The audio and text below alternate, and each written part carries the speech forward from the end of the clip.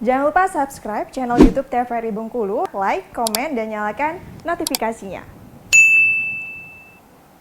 Saudara, untuk meningkatkan kesadaran akan pentingnya mengutamakan bahasa negara di ruang publik, Kemendikbudristek menyelenggarakan sosialisasi guna menanamkan sikap positif serta meningkatkan rasa cinta bahasa daerah terhadap unsur pemerintah, unsur media, mitra antar bahasa, serta seluruh masyarakat Bengkulu. Sosialisasi pengutamaan bahasa negara di Provinsi Bengkulu yang digiatkan oleh Kantor Bahasa Provinsi Bengkulu, Badan Pengembangan dan Pembinaan Bahasa, Kementerian Pendidikan Kebudayaan Riset dan Teknologi bertempat di Aula BPMP Provinsi Bengkulu. Kegiatan ini dihadiri oleh Gubernur Bengkulu Rohidin Mersyah, unsur pemerintahan dan swasta, mitra antar bahasa, unsur media, serta seluruh masyarakat Bengkulu.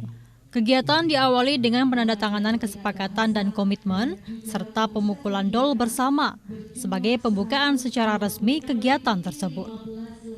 Kegiatan pembinaan pengutamaan bahasa tersebut melibatkan 45 lembaga, meliputi 15 lembaga pemerintah, 20 lembaga pendidikan, dan 10 lembaga swasta.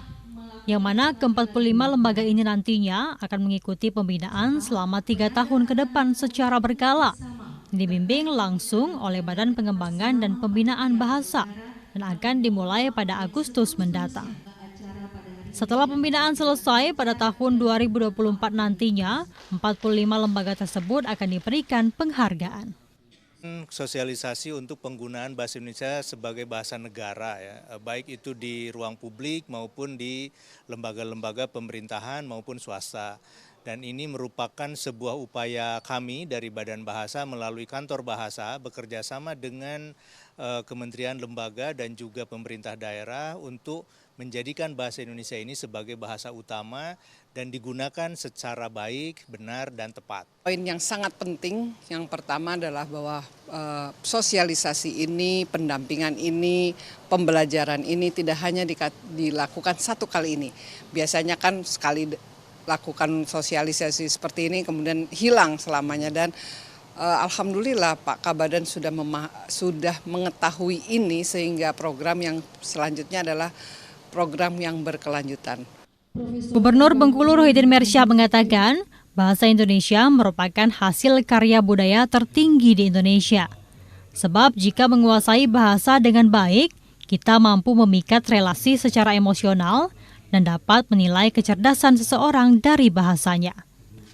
Ia juga mengatakan penguasaan bahasa dapat dilatih dengan perbendaharaan bahasa, seperti dengan banyak membaca agar menguasai kosakata baru. Jadi pesan itu jelas sekali bahwa utamakan bahasa Indonesia. Utamakan bahasa Indonesia. Kemudian lestarikan bahasa daerah. Kuasai bahasa asing. Dan ini menunjukkan pentingnya posisi penguasaan bahasa itu menjadi bagian yang tidak terpisahkan dalam kehidupan kita.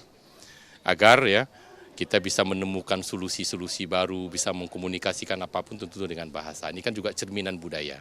Provinsi Bengkulu sendiri menempati posisi ke-14 dari 34 provinsi di Indonesia terkait penggunaan bahasa daerah di ruang publik. Sehingga baik itu seluruh unsur pemerintahan, pelayanan objek wisata, unsur media serta masyarakat dapat membudidayakan bahasa daerah, baik itu di ruang publik maupun keseharian. Agnes Ramadhani dan Yan Berlian, TVRI Bengkulu melaporkan.